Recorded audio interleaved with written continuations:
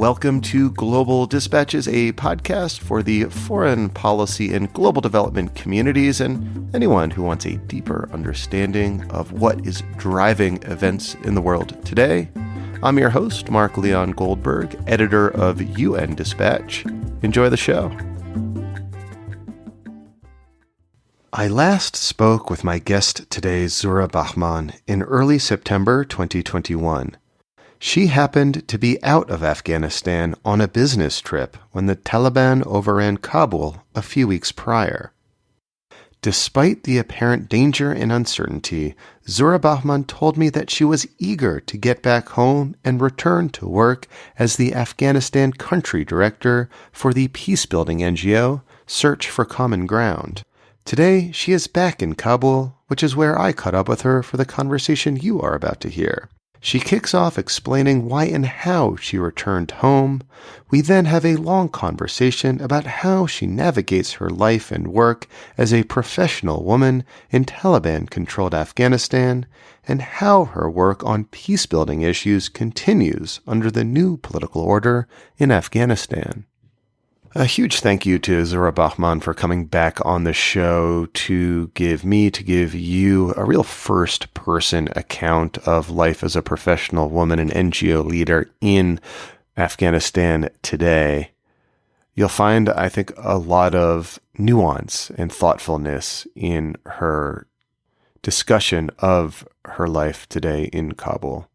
And as always, if you are new to the podcast, welcome. You can subscribe to the full feed of the podcast to unlock access to our archive of hundreds of episodes. I've been publishing 2 episodes a week every week since 2014, so there's a lot of great content in the archives. Also, please do feel free to reach out to me if you have questions for me or suggestions of people I should interview or topics I should cover. You can find a link to contact me at Mark L. Goldberg on Twitter or by following the links on globaldispatchespodcast.com. Thanks so much. And now here is my conversation with Zuhra Bahman, Afghanistan Country Director for Search for Common Ground, live from Kabul. Well, there was never a question for me to stay outside. This is where I belong. This is where I was born and brought up, and everything I am and everything I stand for and want to do links back to Afghanistan. So there was no question that I was going to come back. But what I was going to come back was always a question. The extent to which the freedoms that I had would be limited, the number of friends I would have would be limited, and the rights I would enjoy would be limited. And generally, life was going to be very different to when I left Afghanistan. So there was an anxiety around that. And also the mechanisms of getting back was something that concerned me a little bit, but there was no doubt that I was going to come back. What were the mechanisms that concerned you about getting back? Well, with the collapse of Kabul, the international airport, I'm sure everybody saw on the international news that the airport was impacted the most. That became the hub for the mass evacuations and terrorist attacks as well. And a lot of international airlines decided not to continue their flights into Afghanistan. The state that was previously an ally to everybody internationally was no longer there to guarantee safety of planes landing in the country. The infrastructure was being lost, and so on. So just the mechanisms of getting into the country was a lot harder. The land borders between Afghanistan and its neighbors got tightened, and also there was a question of whether a woman on her own could travel over land border, and so these were some of the concerns. And slowly some very few flights started to happen, and a doorway opened, and I was very, very pleased to come back to Kabul. And when did you arrive back in Kabul?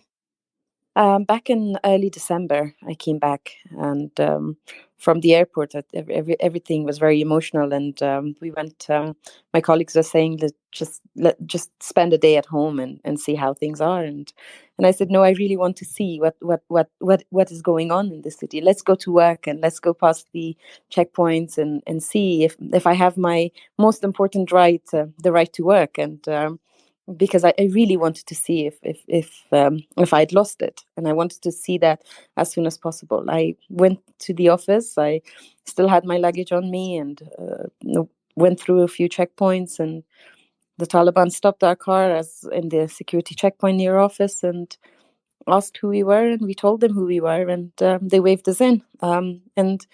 And that was the first first surprise, that there was the most important right for me was still intact, to a certain extent, and I really wanted to maintain that. Uh, of course, there's a lot of challenges, but that was sort of the first experience and the first sort of facing the new reality. Well, when we spoke last time, you said there are really two conditions that would need to be met before you could come back, even though you're desperately and eager to get back. One was your ability to work. The other was a guarantee of your personal safety. Did you receive any sort of guarantees of your safety? No. When you're outside Afghanistan, when I was outside Afghanistan, of course, I saw the country differently, and when I came back, I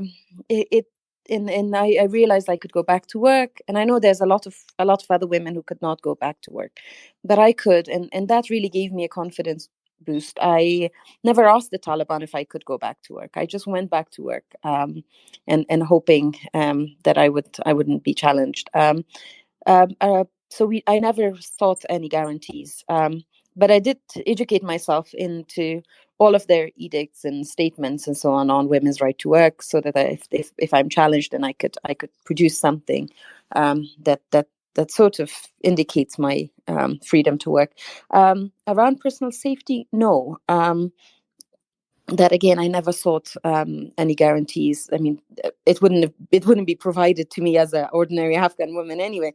But once you're here in the country, a different sense, security feels different, as opposed to when you're outside looking in and consuming the news. So for me, when I came back, I actually had a sense of safety.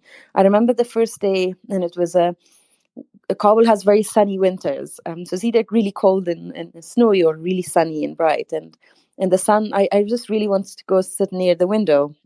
And I had never sat near the window in Kabul before, because because there's so many explosions and so on, you always try and stay away from windows. And I thought, you know what, there's not going to be an explosion. Let me just. So I moved my chair, and I'm still sitting next to a window. And so that kind of sense of security, or going down the road where I was always fearful of an explosion, which had almost on weekly basis explosions. So I could just feel relative safety and security in that sense. But as a single woman living on my own, and a professional woman, and not a lot of sort of usual safety mechanisms, I haven't really sought anything extra. That's interesting to me, because I'm hearing and I'm seeing lots of news reports about professional women, journalist women, sort of being disappeared, and so it's sort of interesting from me to hear from you directly that this is not necessarily a concern of yours. Could that be like the nature of your work? There are no doubt disappearances. However, first of all, they're not at the these. I A lot of the times when I encounter these issues, I look at how can we make sure that these women have similar experiences as other women, such as myself. How can they create a safety mechanisms around themselves? How can we connect them to networks where they could reach out before it gets to a point where they have to face the worst? And is it because of nature of my work? Perhaps. to a certain degree. I work for a peace building organization, and I personally, my values align with the organization I work with. I believe in continuous dialogue. I believe in listening and in talking and non-confrontational methods of getting our points across. So based on that, perhaps, but there's no guarantee that the fate of these women wouldn't be my fate at some point. If so, individual cases are not, I don't think, as significant, and the differences are as significant. What is significant is that we are living in a situation where a lot of us are in danger of that, and we need to create the safety mechanisms around us. In a minute, I want to talk to you more specifically about your work that you're doing now and how it's changed since the fall of Kabul and the rise of the Taliban. But before we get there, I'm interested in learning a little bit more about how your day-to-day routines have changed now as compared to before. I still live more or less in a same way I used to before. In the bigger, if you consider the bigger picture, I still live in the same building, the same kind. I live on my own still. I travel the same way. I walk to work, or I take the same vehicle. And the way I dress hasn't changed, but I did dress quite conservatively for my part of Kabul. So those kind of things haven't changed. But what has changed is the general feel of the city and some degree of self-censorship that a lot of women are choosing to engage in. So, for example, for me, I have limited my movement to certain parts of the city at certain times of the day. I tend not to be out and about too much on my own. Sometimes, if I'm traveling a little bit further away to certain parts of the city, I tend to take somebody with me, and also we are a little bit more vigilant of people around us, because when situation gets worse, then there's a lot of opportunism, and people who may not like a woman for any reason, they may start create they start to create trouble. So I am afraid of certain things. So things like, would I be reported to morality police for some sort of a crime? Would I be stopped if I'm traveling? Would I be humiliated and things like that? So a lot of these fears are making us self-censor a little. I have also gone off social media. That's why I'm using our organization's handle, because there's a lot of there's a lot of polarization in the Afghan society right now, and we live in a very exhausted environment. It's an exhausting environment where we're constantly being pulled apart. Our opinions are being pulled apart, and in a situation like that, to maintain your mental health and to make sense of what is true, what are rumors. So there as well, there's some degree of changes in behavior that I've adapted. I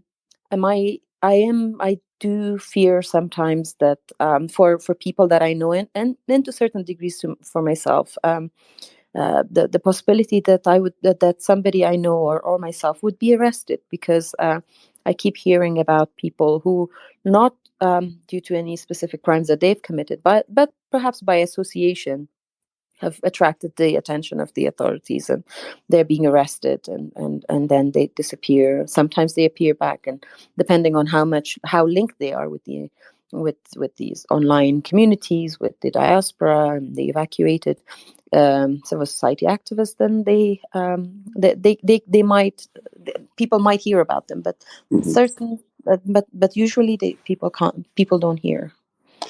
Yet, speaking to me right now in this public forum is not something that you are concerned about.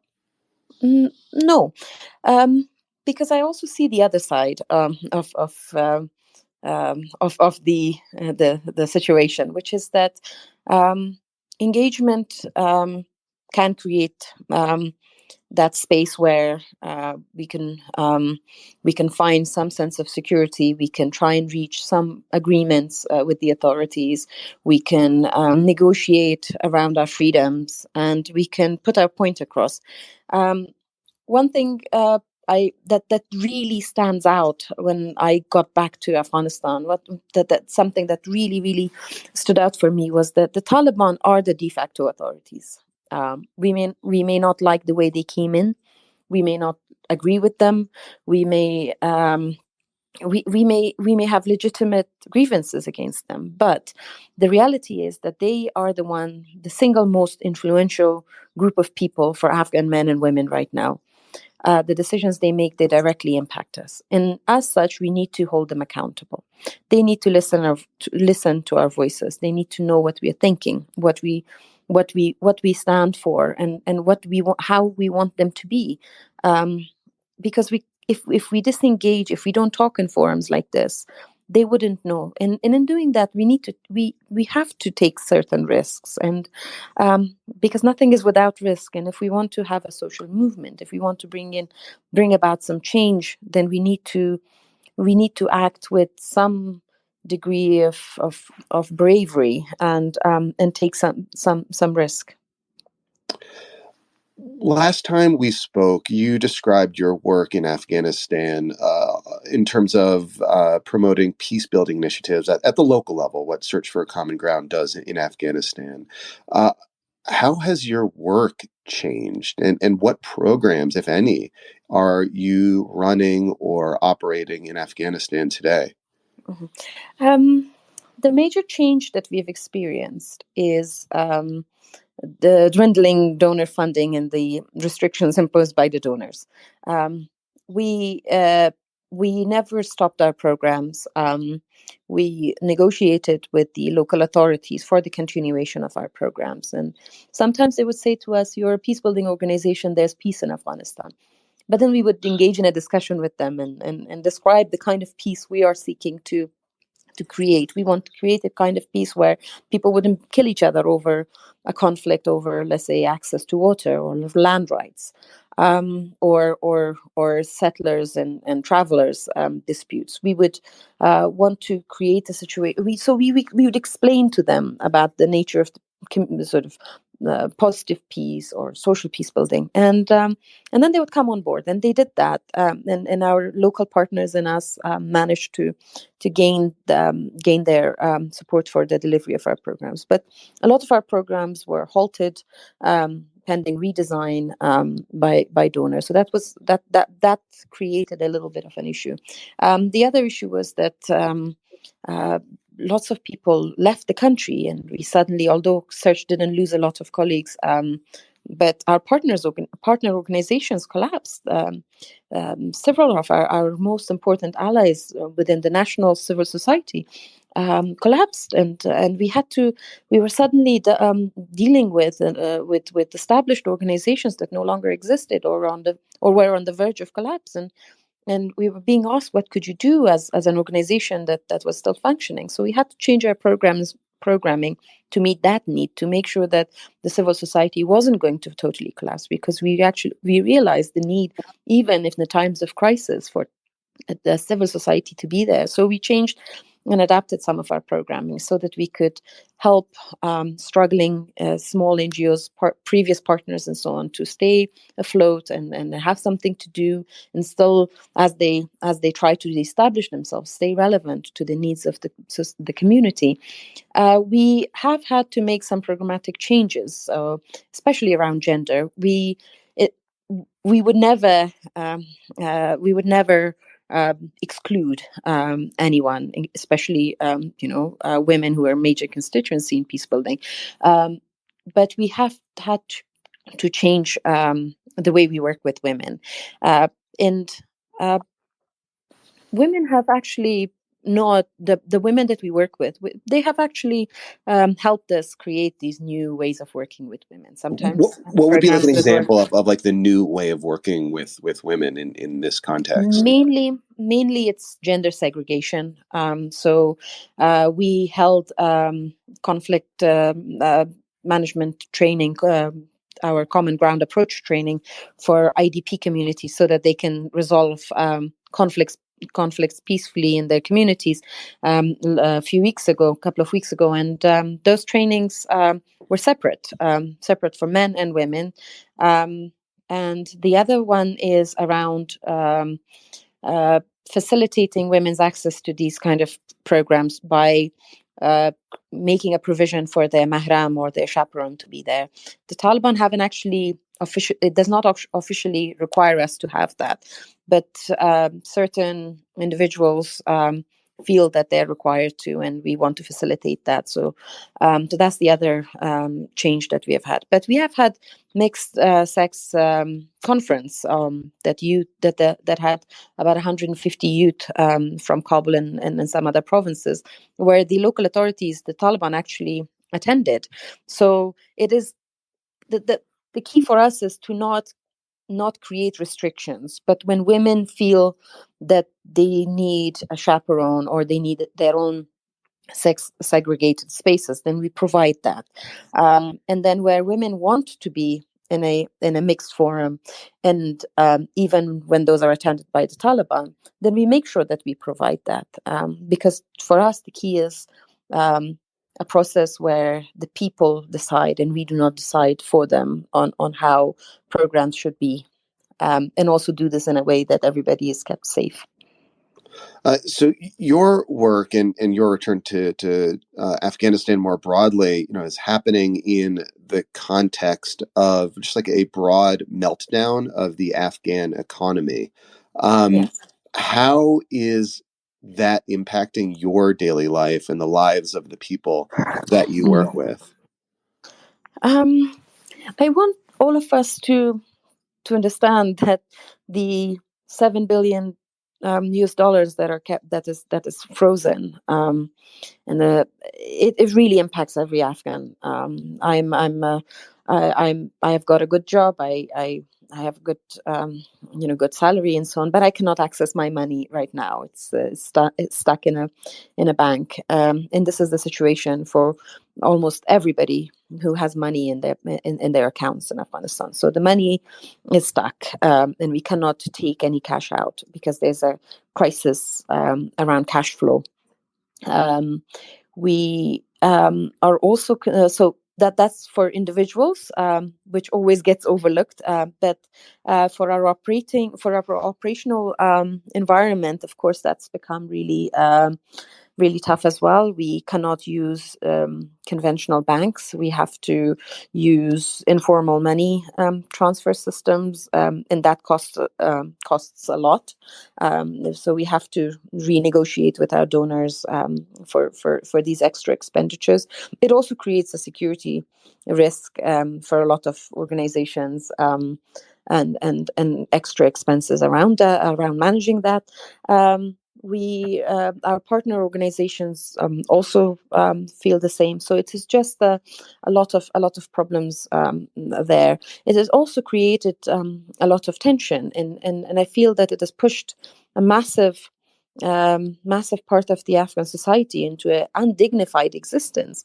So there were people that worked and had salaries, and after 8 months of not being paid because the funds are frozen and because the funds are not going to be channeled through the government structures. So now these people, upwards of 1 million, who in turn support families, and the average family size is about 8 people in Afghanistan. So I would say about 8 million people in Afghanistan who are reliant on the state sector. They were civil servants.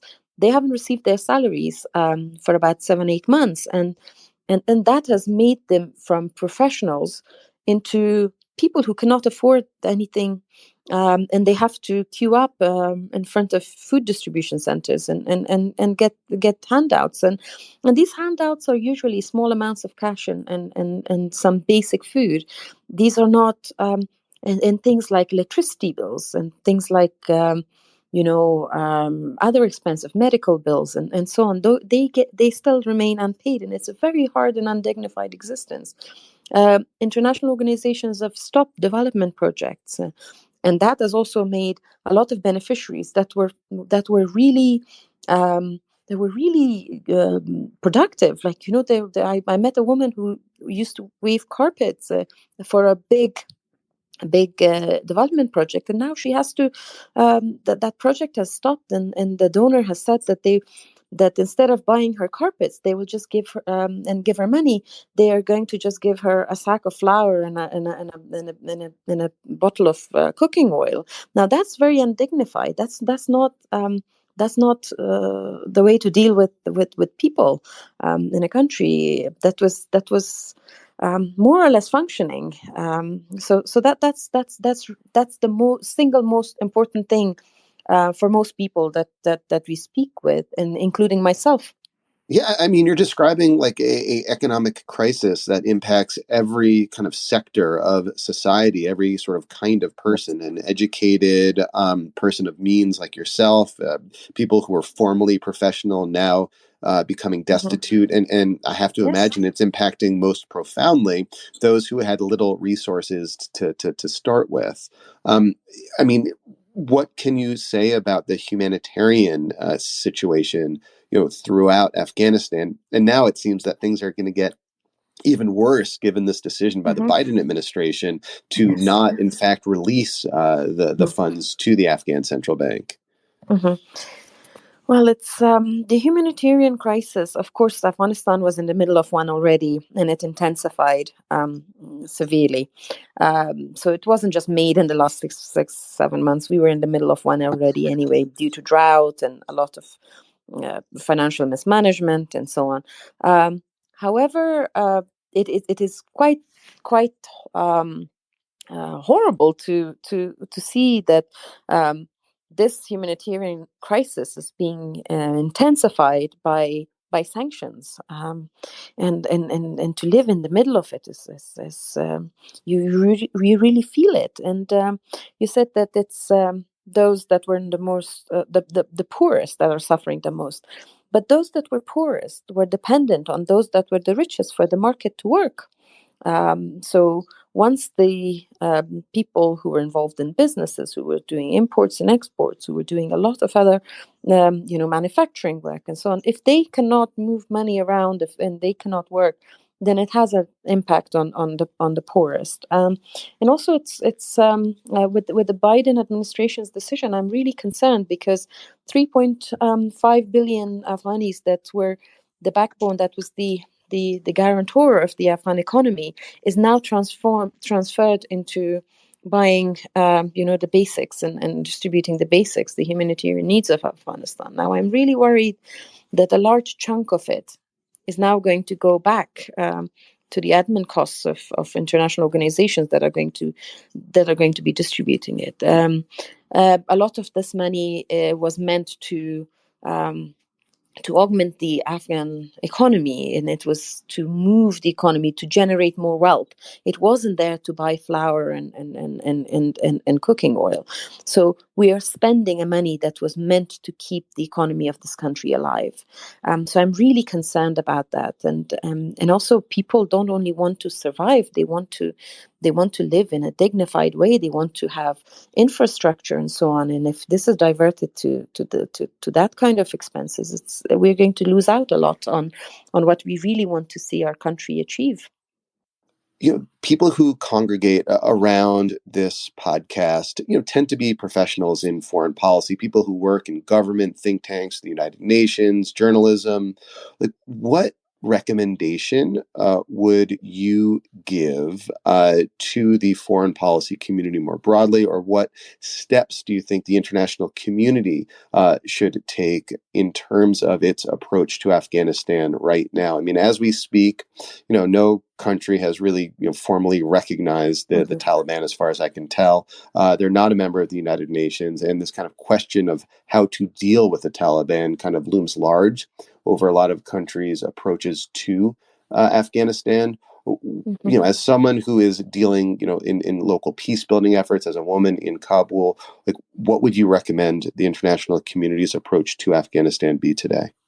I suggest that instead of creating a situation where the Taliban are looking at the international community around accountability and legitimacy, and Afghan people are looking at the international community around meeting their basic needs, what they need to do is to create environments, spaces inside Afghanistan for Afghan people to look at the because a lot of Afghan people are already looking at the government, at the Taliban, for meeting their basic needs and reaching basic services. And they're looking at the international community for that. But they need to also create a relationship between the people and the Taliban, where the people would hold the Taliban accountable. They would exert continuous pressure on the Taliban about rights and freedoms. So let's move the dialogue to Kabul and to other big cities where there is dialogue happening to a certain degree between people and the Taliban. Let's make sure the Taliban worry about what the Afghan people think and want, as opposed to what the UN wants or what the international community want, and what a small nation thousands of miles away wants from them. So let's do that, and let's make sure that we listen a little bit more. I think everybody's experiences are legitimate and valid, but I see there's a gap in voices from inside Afghanistan and dialogue on Afghanistan. Some people choose not to talk because of the restrictive environment we live in, but many of us want to talk. And many of us reflect what we're experiencing in Afghanistan. It may not be, we may not all have the same experiences, but it's important to hear views from inside Afghanistan as well. And the last thing I want to say is that please try and see if we can invest more in peace building in Afghanistan. There's a lot being done on meeting humanitarian needs of Afghans, but putting so much money in meeting the basic needs without looking at how this investment, this new dynamics that are being created, how these are impacting the security dynamics, the existing conflict, new conflicts, the grievances, and so on. It's not going to have good long-term impact. It's going to create problems down the line.